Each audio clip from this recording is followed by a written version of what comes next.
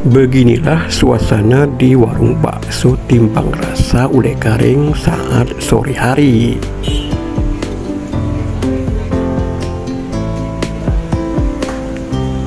Warung bakso yang berada di Jalan T. Iskandar Ule Karing ini memang selalu ramai dikunjungi oleh pelanggan setianya.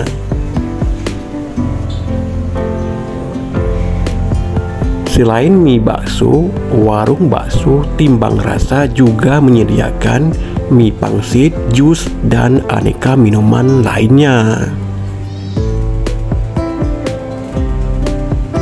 Warung bakso sederhana ini memang selalu ramai diserbu penikmat bakso di sekitar kota Banda Aceh. Tak heran bila kita melintasi Jalan T. Iskandar Ule Karing ini, kita akan melihat warung bakso ini selalu ramai. Dengan bakso yang enak dan harga yang terjangkau, tentu saja menjadi pilihan masyarakat untuk datang ke tempat ini. Nah, buat Anda yang belum pernah singgah di warung bakso Timbang Rasa ini, sekali waktu singgahlah di tempat ini.